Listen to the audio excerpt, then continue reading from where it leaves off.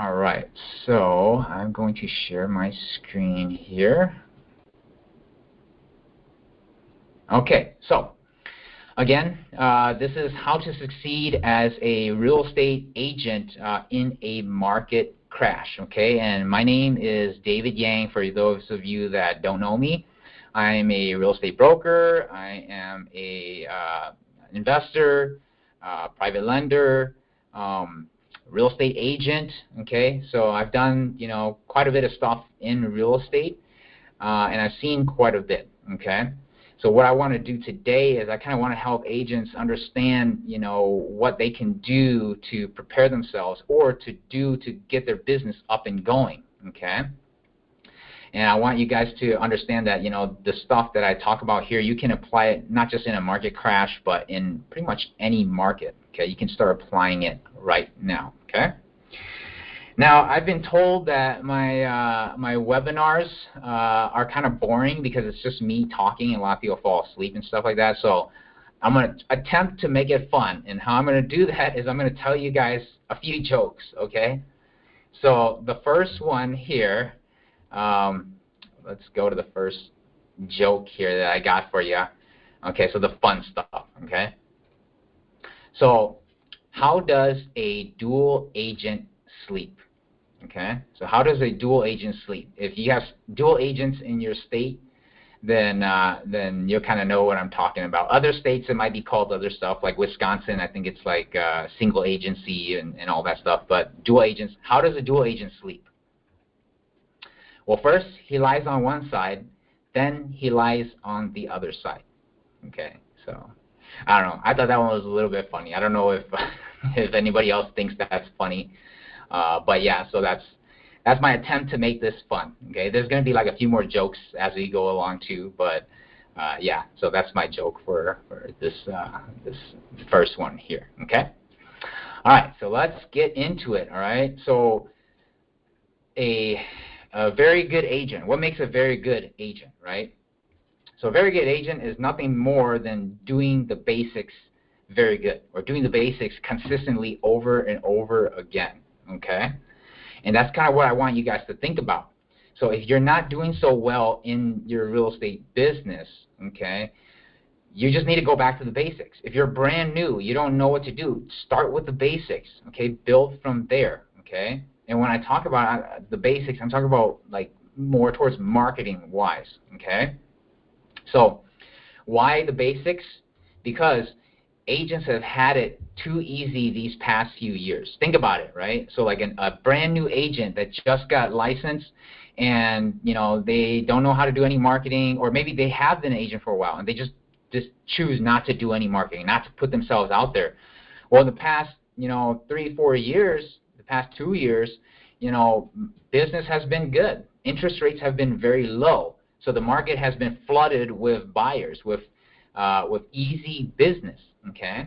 And newer agents or agents that don't do a lot of transactions, they tend to gravitate more towards buyers, okay? So if there's a big pool of buyers, then obviously they're going to have more business. So even if they don't do anything, they're naturally going to be busy. They're naturally going to be making money, okay?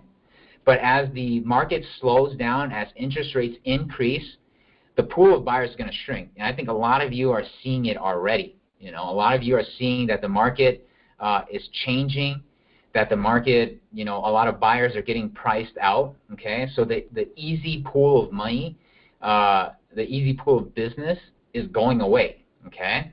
So as agents, we need to start, back to the basics of, okay, if we got to start doing agent stuff again, getting out there, okay? Now, when I say get out there, when I say put yourself out there, and when I say marketing, okay, I want you to think of marketing in terms of two sides, okay? And it's talking about who you're going to market to, okay? So what I want you to do is I want you to focus on your sphere of influence before outside sales, okay? And what I mean by that is as a newer agent, or as an agent that don't do too many transactions, okay, it's easier for you to work with your sphere of influence, people that you know that you have a relationship with, okay, before you work with, somebody that you never had any prior relationship with, okay? So understanding that, if we look at an example, so take an example, if you have two agents, right? One agent's a top producing agent in their marketplace, okay? They are, they get the best deals. They negotiate, the lowest prices for their clients.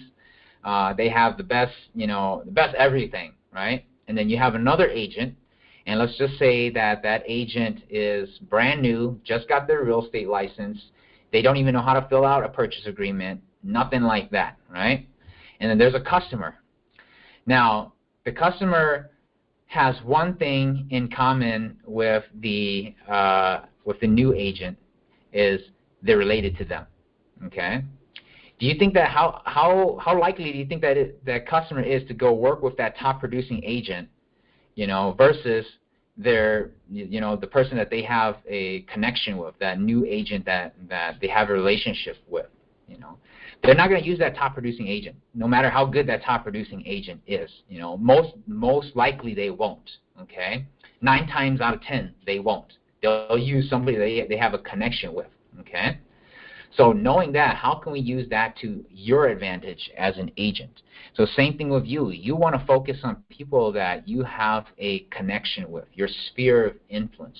Now, I'm not saying don't do any outside sales. Outside sales are still great, but the bulk of your marketing should be geared towards your sphere of influence. And most of the people that are attending this this webinar here, I'm going to say fall into the boat of not doing. I'm not going to say that you guys are new or that you guys are not great, but I'm going to say that most of you guys should focus on your sphere of influence, okay, before outside sales. And the other thing too is the cost, okay? So marketing to sphere of influence is going to be a lot cheaper than doing outside sales, all right? And we're going to look at some examples here, okay? So now that I know who I should be marketing to, okay, how do I do the marketing, right? So what you want to do is you want to create your marketing plans, okay? So a marketing plan, it's pretty much, what it sounds like. You're going to list out exactly what your marketing strategy is going to be, okay? So an example of a marketing strategy would be flyers, right? You're going to go hang out flyers. That would be a marketing strategy, okay? So a marketing plan would be you just writing out exactly how you're going to go hang up flyers, okay? And I'm going to show you guys an example of that in a little bit here, okay? Another marketing strategy could be, you want to do billboard ads, okay? Another marketing strategy could be you want to take out TV ads or bus bench ads, whatever it is. Those are all marketing strategies, okay? The marketing plan is just you putting it on paper, all right? Now, what I want you to do is I want to make sure that you have a minimum of 2 marketing plans, okay? Because one marketing plan is not enough. So let's say if you're just going to go out there and do flyers, flyers alone might not generate you enough business, okay? But if you do flyers and, billboards, that might generate, a little bit more. That's going to generate more than just flyers, okay? And then I want you to have no more than a maximum of 3. So if you want to do flyers, billboards, bus bench ads, that's great. Do those. But if you're going to incorporate more, if you're going to do flyers, billboards, bus bench ads, TV ads, or magazine ads or whatnot, that's going to be too much. Okay, it's going to be too much for you to mentally handle, and it might be very expensive, financially for you to handle. Okay, so a minimum of 2, a maximum of 3 to start with. Okay, as obviously if you get better and you build your business processes a lot better, you can probably start to handle more marketing plans. Okay, and especially if you start making more money. Okay. Because we all want to start off with the cheapest ones first, all right? Those are going to be the easiest ones to do, okay? So let's look at a sample marketing plan that I have, okay? I'm going to pull it up on the screen here for you guys so you guys can take a look at it. And again, if you guys have questions, you guys can type it in the chat, okay? Just so you guys know, there is a chat in there, okay? All right, so... All right, So this is a sample marketing plan, okay? So like my first one I have here is Facebook, right? So, or social media. It doesn't have to be Facebook, it could be anything social media. I don't know what all the new ones are, but I tend to focus on Facebook because that's where I think most people that are buying or selling is going to be is on Facebook, okay? And you want it to be very detailed, okay? So like for this one example, Facebook, you want to post one real estate related post, and then you want to post once a day at 1 p.m. So you want to be very, very specific, okay? And then another one, maybe making videos, okay? Maybe you want to post once a week on Thursday at 11 a.m., okay? And again, this with Facebook, with social media, the consistency is more important than the content, okay? So it doesn't matter what you post about. As long as it's real estate related, you know, post it. What really matters is that you post once a day at 1 p.m. if that's what you say that you're going to do, okay? And same thing with videos. If you post once a week, Thursday at 11 a.m., then that's what you do, okay? It's more important than what you talk about, you know.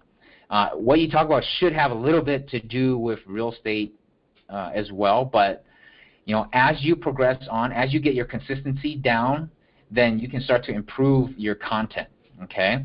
So I want you to work on consistency first and content after you've got your consistency down, okay? So that's kind of what I found. Specifically to videos on Facebook or social media, once a week is great. Twice a week is okay. You know, once every 3 weeks is pushing it because people, they forget you very, very fast, okay? And we'll talk about that a little bit more in the next sections as well. But another example would be like flyers, okay? So you want to design your flyers, you want to post at locations. So for example here, you know, restaurant, I'll post at this restaurant, 123 Main Street, at this coffee house, 9512 University, this grocery store, 1469 Rice Street, and then I will refill it every other Monday, okay? So very, very specific, all right? You want to be specific. The more specific, the better, okay? The reason why you want to be specific is because you want to be able to hand this to somebody and have them pick it up, look at it, and know exactly what you want done. Because later on, let's just say if you do get busy and you can't do the marketing yourself, you want somebody else to do the marketing, then yes, you know, give this to them so they know that, okay, hey, David wants me to post flyers at this restaurant, at this coffee house, at this grocery store, and he wants me to go recheck it every other Monday, okay? So that way you can have somebody else go do it later on. Or that way you can, you know, if you find out that, hey, you know, every other Monday don't work, you know, you can kind of start improving your process, okay? Direct mail marketing, so this is just another example, right? If you want to do direct mail marketing, right? So you want to design your mailers, select your criteria. In this case, I selected single family, sold between 2011 and 2014, 3-bedroom, 2-bathroom, 2-car, owner occupied, okay? The reason why I selected that is because, you know, most people, they don't live in their house for more than 5 to 7 years. So if they bought in 2011 to 2014, I know prices were low, so they probably have a lot of equity. They probably need to either buy or sell. Life changes a lot in those few years, okay? And then, you know, I want to send 1,000 mailers to these zip codes, 55109, 55106, 55113, and I want to send it once a month for 6 months, okay? So I have a story for you guys, all right, about direct mail marketing. So we have an agent that she came to us from a different brokerage, right? And what they were telling her was, okay, you know, when she sells a house or when she lists the house, what they want her to do is they want to send her direct mail letters to the neighborhood, right? And so she came to us, and I told her to do direct mail marketing. You know, try it for 6 months. She's like, David, I tried it for 6 months at my other brokerage. It didn't work. I just wasted a whole bunch of money, you know. And then she told me that, yeah, you know, they told her how to do it was to send mailers to, you know, whenever she sells a house, to send a mailer out to all those people, you know, that are around that neighborhood, okay? Well, I told her the problem is right there, you know. The problem is you don't sell a house in the same place every single time. So say, for example, if I sold a house in St. Paul this month and I sent 1,000 mailers to, the residents of St. Paul, and next month I sell a house in Minneapolis and I send 1,000 mailers to the residents of Minneapolis, and then the month after that I sell a house in Brooklyn Park and I send 1,000 mailers to the residents of Brooklyn Park. What did I just do? I sent 1,000 mailers to those people once. That's it. That's not what we want to do, okay? What we want to do is we want to hit the exact same people over and over and over again for 6 months, okay? So if I chose 55109, 55106, 55103, and, the criteria here, so I have my list of people. I want to hit those exact same people for 6 months, okay? So 6 times if I'm doing once a month, okay? So because consistency is the key there again, all right? So when you get a direct mail letter, what do you do with it? What is the people that you're sending to? What do they do with it? They trash it, right? So I send it the first month. Whoever the person I send it to, they pick it up, they look at it. The first thing they're going to do is throw it in the trash. Okay. The second month I send it. The first thing they're going to do is throw it in the trash. The third month, the fourth month I send it. What are they going to do? Throw it in the trash. Okay. But the fifth month comes around. What if at the fifth month they have a need now? Okay. What if something happened to where they're like, oh shoot, I think I need to buy or sell, something like that. And there's been this annoying real estate agent that's been sending me all these postcards or mailers, but I don't remember his number or her number, And then that month you send another letter to them. The fifth month you send another letter to them. Now they got your information. Now they call you, okay? So again, you want them to think about you when the exact time they have a need, okay? So compare this to like McDonald's, right? So I don't think McDonald's does mailers, but their strategy is similar, okay? So McDonald's doesn't care that that they sell food. They know they sell food. They don't care about that. Burger King sells food. Arby's sells food. All those people sell food. What McDonald's really wants is McDonald's wants you to think about them at the exact time you need to eat. Okay, so around lunchtime, you need a quick bite. Who do you think about? McDonald's. When you think about fast food, who do you think about? McDonald's. Okay, so the marketing they do is to get you to think about them. Okay, so we got a question here. Okay, are you sending the same materials for 6 months, or are you sending them different mailers each time with different calls to actions? So generally, Ying Kong, I would say, try to stick to the same material, okay, for 6 months. The reason for that is because you want it to be consistent. Again, you want to do the exact same one, and make it clear, that you're a real estate agent. You can help them buy or you can help them sell, whatever you want to put on there. Just keep it consistent for 6 months, and after 6 months, if you find that that type of wording or that type of letter is not working, then change it up and try something else. But give it 6 months, okay? And again, with the mailers, the type of mailers doesn't actually even really matter as well, okay? So some people say that handwritten letters are better than typed up letters, or they need to have certain colors, or most of that stuff doesn't really matter too much because, again, like what I said earlier, what are the people going to do when they get it? First thing, they're going to throw it in the trash, The key is you need to get them to remember you, at the time they need you. So being consistent, that's more important than the content per se, Once you're consistent, then start working on the content, okay? So that's hopefully that answers your question, Kong Peng, or Ying Kong, okay? So direct mailers, they work, they work, but they do cost money, okay? So the Facebook and the flyers thing, those are a little bit cheaper.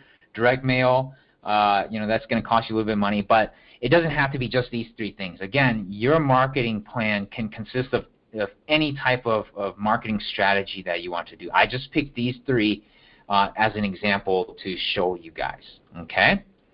So that is the marketing plan. Okay, I'm going to switch back to our slideshow here.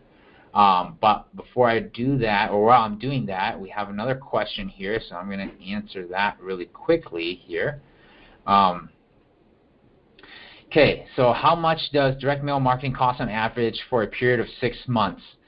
So, you know, I haven't done it for a while. With inflation and everything like that, I would say a good number to put to it is maybe like $1 per mailer. It's probably a little bit more now, you know. So each mailer that you send out, think about like $1. So, it's example, if you pick 1,000 mailers, if you want to send out 1,000 mailers per month, $6,000 for 6 months. So make sure you budget that, okay? And some people might be like, whoa, $6,000 for 6 months? No way I'm gonna do that. I don't have the money for that. But you think about it. If you think about, you know, I'm not sure about other parts of the country, but let's just say here in Minnesota, the average home sells for roughly around like $280,000, and let's just say if you make 200 or you make 2.7%, that's $7,560 in commission. Okay, so one deal covers, you know, that marketing cost. Now, obviously, you want to do more than one deal. You know, hopefully, if you send out 6,000 mailers, you can get like 2 or 3 deals. But even if you just got 2 deals out of sending 6,000 mailers, that's still a good amount of profit that you make. Okay, so direct mail marketing, it's very, very it works, but again, you know, you're going to have to be consistent with it. I see people that, you know, some people that send me mailers, they send one time and that's it. I never hear from them again, you know. So that doesn't work because I don't have a need for them, or when I do have a need, I don't remember them. Okay. But all right, so let's go back to the slide here. Okay. So we talked about the basics. Okay. So all right. So I want to ask you guys a question, okay?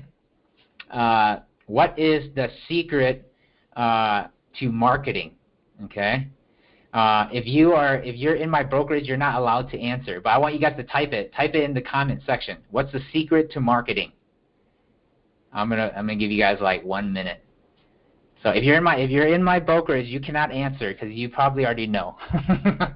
But what is the secret to marketing? I'm going to give it a minute here. Okay. Yep. All right. Yinkong, you got it, man. Consistency. Staying top of mind. That's it, brother. Consistency is the key. Okay. Remember, consistency is more important than the content. Okay. Consistency. All right. So now that we know that consistency is a key to marketing, let's figure out how to get you exactly the amount of transactions that you want to do in 2023. Okay, so this is it doesn't matter if the market's crashing or if the market's great. You know, you can control how much transactions you do. Okay, so how many transactions do you want to do in 2023 as a real estate agent? Go ahead and put it in the comment section. I want to see what everybody's goals is for 2023. Don't be shy. You know, so put it in there. Let me see. I'll give you guys like a minute or two to go ahead and put in the comment section there. So how many transactions do you want to do in 2023? And I'm gonna show you guys exactly how to get to that number. Okay. So I'm gonna give you guys like 1 or 2 minutes. 100. Holy cow, Leah. Okay. All right. 100 is good. That's good. Shoot high. So you'd rather shoot high than shoot low. Okay. So we have Leah at 100. Okay. Yinkong wants to do 30 transactions. That's very good. Okay. 30 transactions. You're going to be making 6 figures with 30 transactions. Gang is at 10 transactions. That's very, very doable. Okay. And again, you know, if most of the agents in my brokerage, they kind of know what I'm going to be talking about already. It's kind of repeat for them. Okay. So we have, you know, all across the board here, and there's no correct answer. You know, if you want to do 1 transaction, great. You know, if you want to do 1 transaction for the whole year of 2023, awesome. You want to do 10, great. You want to do 12, great. You want to do 100, great. You know, but how do we get to that number? You know, that's the main thing. And I can bet you most agents, when I ask this question to, they have no clue. You know, how do I get to 12 transactions? That's one a month. How do I get to that? No clue how to get to it. You know, but I'm going to show you guys how to do it right now. Okay, and that is my sales funnel. Okay, so if you know me, you know, if you've been to some of my other classes or my other webinars, I like funnels. Okay, I like funnels because it's easy for me to understand. All right, so I'm gonna share my screen again. It's gonna be I have a whiteboard here. Okay, and I have horrible spelling and bad writing, so bear with me here. Okay, I'm gonna share my whiteboard here. Give me a second here. All right. Okay, so I got my whiteboard here. All right. All right, so let's just say, for example, we want to do 12 transactions in 2023, right? So we want to do 12. That's very doable. That equates to about 1 transaction per month. That's very, very doable, okay? But how do we get to 12, all right? That's what we want to know, okay? So in comes the funnel, okay? So these are my funnels. I'm bad at drawing, I'm bad at anything having to do with written, I'm really bad at, okay? So I'm going to try my best to keep everything nice and neat here, okay? So in the top section, we have our marketing strategies. I'm just going to MS for short, okay? So our marketing strategies, what we talked about earlier, flyers, direct mail marketing, bench signs, whatever you want to do, okay? We have 3 of them, okay? So let's just call it, you know, the marketing strategy 1, marketing strategy 2, marketing strategy 3. So we're doing this stuff consistently every month, okay? So if we're doing that consistently, and let's just say we're gearing most of that towards our sphere of influence, okay? Remember, we're going to our sphere of influence, okay? And maybe a little bit of outside sales, okay? So plus a little bit of outside sales, could be whatever you want it to be, okay? So we're doing that consistently. We should be meeting people, okay? So doing that, we should meet at least about 10 prospects, okay? And this is not exact number, okay? This is not exact numbers, but generally you should meet about like 10 people, okay? I'm going to try to spell prospects here. All right. So if you're doing flyers, if you are doing Facebook, you're doing social media, and you're doing direct mail marketing, can you meet at least 10 people per month? Can you do it? You know, you should. Yes, you should be able to meet 10 people if you're doing what you're supposed to be doing. Okay, you should meet at least 10 prospects. Okay. Now again, your numbers might be a little bit different, okay? But then I'm just using these numbers as example. They're not going to be exact, okay? So you should be meeting about 10 prospects. And let's just say about half of those, okay? Half of those people, so 50% of them, or 5, okay? They express some interest in real estate, right? So they become leads. So these are people that say, hey, you know, how's the market? I'm thinking probably might want to sell my house, or I'm thinking probably about buying. They become leads, okay? Those 10 people become 5 leads, okay? And out of those 5 leads, maybe 3 of them become qualified, okay? So when I say qualified, I don't particularly mean like pre-approved or anything like that. They could be, you know, maybe you get a listing presentation. You go and you sit down and you talk to them about selling their house, or maybe you do get a pre-approval from, you know, from one of them, or maybe they put in an application with a lender. So 3 of them turn into qualifieds, okay? And then 1 of them should probably turn into a sale, okay? So now we know our ratio is 10 to 1, okay?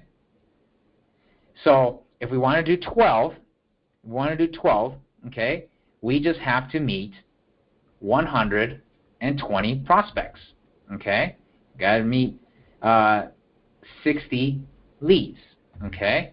We got to get 36 qualifieds, okay, that equals 12.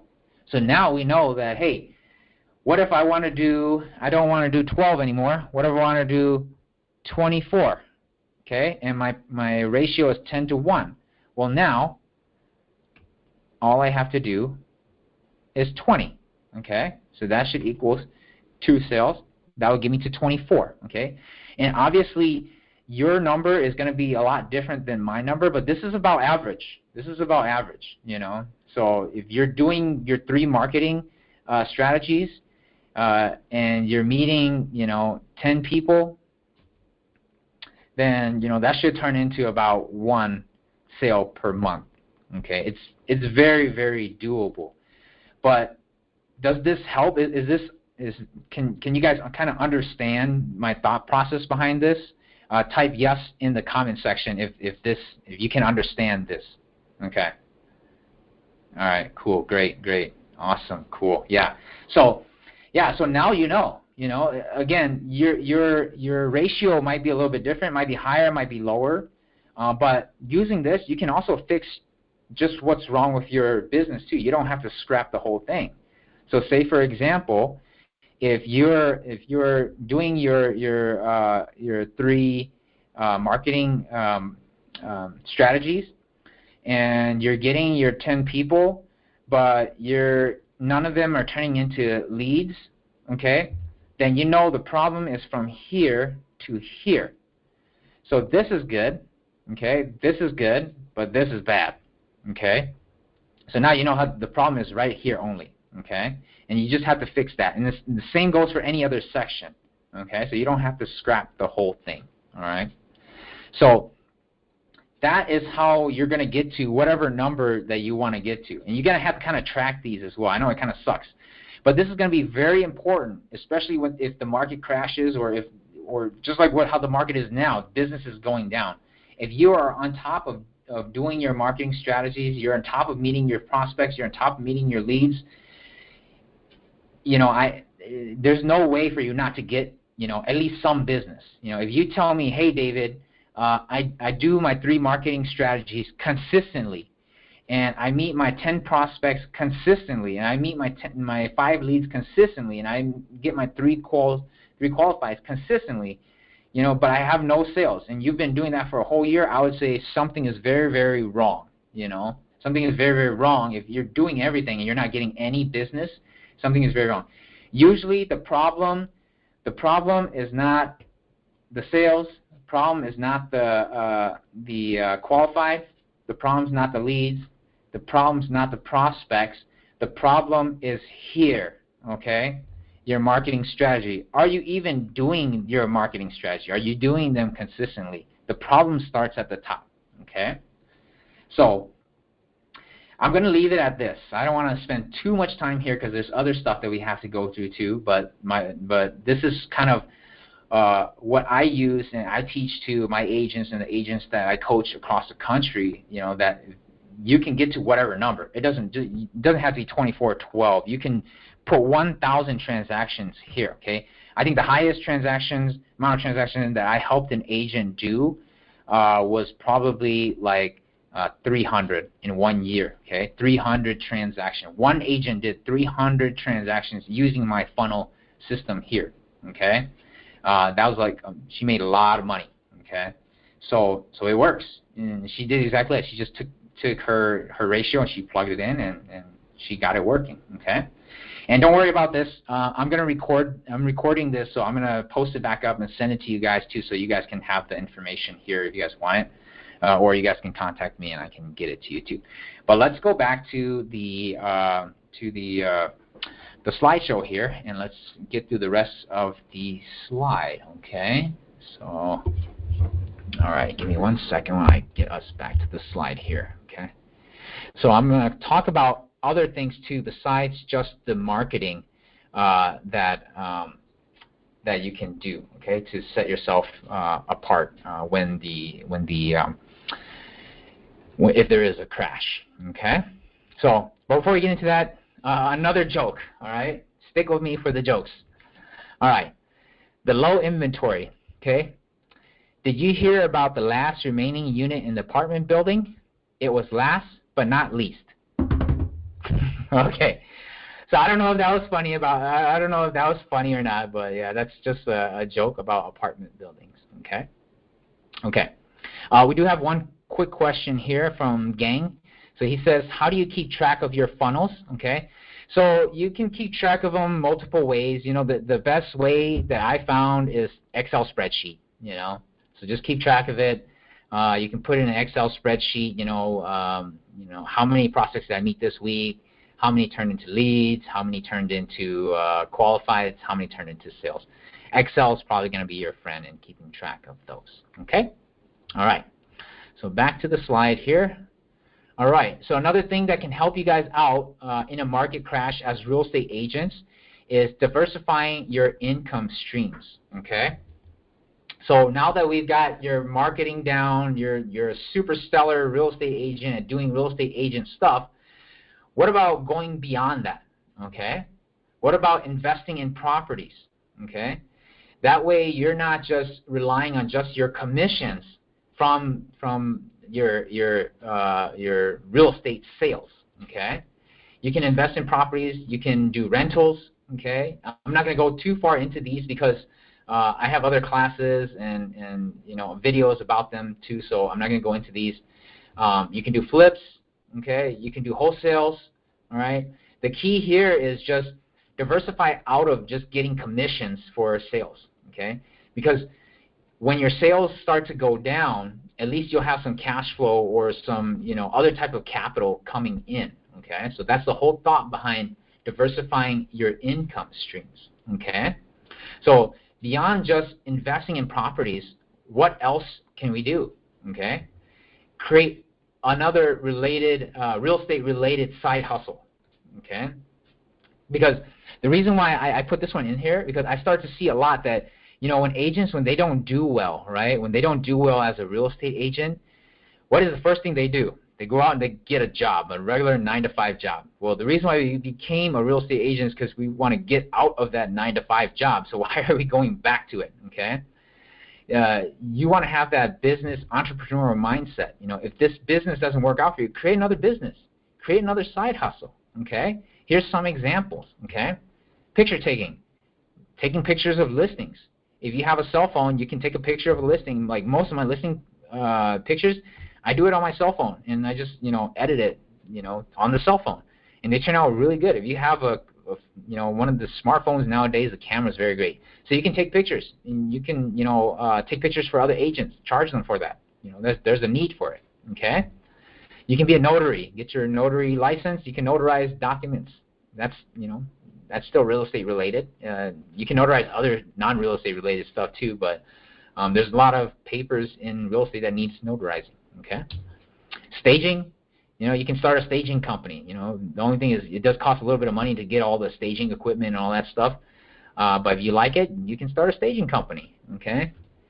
Do a signpost install, okay? So like, you know, those for sale signs, those big white for sale signs, or the signposts, you can, you know, buy a few off Amazon and go around and install them for other agents, okay? So these are all kind of like side hustles that you can do to create extra streams of income for you, okay?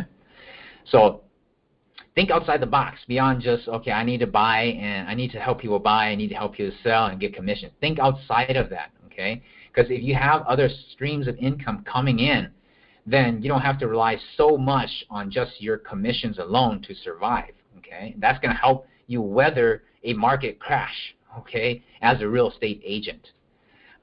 So diversify your income streams, okay? So the last thing that I'm going to talk about is I'm going to talk about changing your target market. Now, when I was making the slide here, I was kind of thinking about, you know, how to name this slide, but the best thing I come is changing your target market. And another way you can think about it is changing the type of agent you are. So it's not written in here, but I kind of think about it like that too, changing the type of agent that you are. So going from just a regular buy and sell agent, maybe look into being different types of agent, okay, or targeting different types of markets, like the REO market, okay, or becoming a REO agent. So what REO stands for is real estate owned. So they sell houses that have been foreclosed on.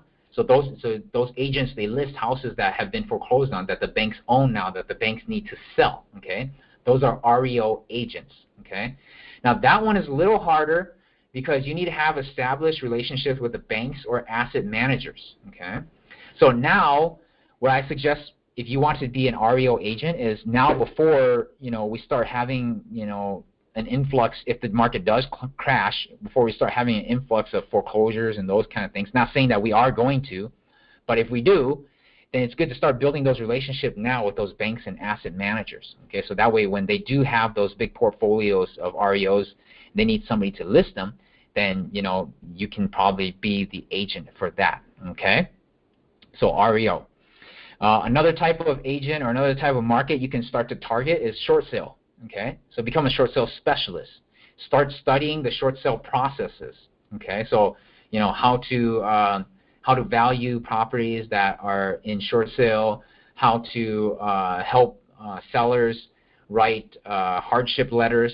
Okay, what you also want to do is you want to establish relationship with short sale lawyers. Okay, that's a big one. Okay, because the lawyers, they do most of the work dealing with the bank. Okay, us as the agents, we do more of kind of what I said. We deal more with the valuation of the property, kind of coaching the sellers through it, helping them with the hardship letters, those kind of things. Okay, so you can become a short sale specialist. All right, and that's very in a market crash, in a market downturn, those are very in demand. Okay, just like what we saw in this in our last recession, a lot of agents that survived, they became REO agents, short sale agents. Okay. Foreclosures, you can become a foreclosure specialist. Okay, learn about foreclosure processes in your state. Okay, you can pick which part of the foreclosure that you want to work in, such as pre-foreclosure or redemption. Just start learning about it. Every state has their own process for foreclosure. So you kind of want to learn and where you fit into it, where you can be the most value to the client. Okay, foreclosures. All right, and then you can start learning about seller financing. Okay, so subject to contract for deed, lease options, etc. As we go into next year and into the following year, and if we do have a market crash, I think seller financing is going to become very popular. Okay. One of the facts is because I was just talking to another investor today, is most people that bought or refinanced their homes in the past year or two, they locked in at very low interest rates. Okay, so now if they want to tap into that equity, they either have to sell or refinance. Okay, but if they sell, they need somewhere to live, and they're going to have to get another loan, okay, at a very high interest rate. Okay, so if they locked in at 3% interest rate or a 2.8% interest rates now are like 7.5%. They're not going to do that. Okay, and if they want to tap their equity to pay for something or whatever, they're not going to go refinance their home from 8% into a 7% just for that the equity there. Okay, so their equity is going to be trapped. So how are they going to tap into that? They're going to, most likely try seller financing, okay, because that's going to be more attractive to the buyers, right? So you can start learning about those different types of seller financing processes to give you more of an edge when the market is shifting like that, okay? So that's pretty much, what we're going to be talking about tonight, okay? That's kind of a summary of what we're talking about. We talked about, okay, what you need to do as an agent. Get back to the basics. Start doing your marketing, okay? Just do the work. Just become an agent again. The last 2 years of sitting back, not doing anything, and just having this money flow in, that's gone, okay? So now if you want to be an agent, you got to put in the work to be an agent. We covered that, okay? And then we covered how to diversify your income, okay? Not just rely on just your commissions alone, okay? Break out into other types of investments, create other types of businesses to help with the flow of cash flow to you, okay? And then we also talked about maybe changing the type or adding a different skill set of being a real estate agent, to your business, okay, whether it be REO, short sale, foreclosure, those kind of things, okay? So that's a wrap for tonight, guys. I want to thank you guys all for attending. Hopefully this was helpful. Again, I'm kind of doing this as a kind of public service to all the other agents. By you guys just being here, you guys are doing more than like 90% of the other agents. Okay, so you guys are probably going to be, the ones that are killing it in the next year here. But you have to act on it. Okay. But yeah, if you guys have any questions about this stuff that I went over tonight, you guys can always contact me. This is my contact information, my email, my cell phone. If you guys have me on Facebook, you can message me on Facebook. I'm also recording this session here too, so if you want, I can send you the recording. I might even post up the recording on Facebook as well, okay? But yeah, other than that, if there's nothing else, then again, thank you everybody for your time tonight, and go out there and crush it, okay? Have a good night, everybody.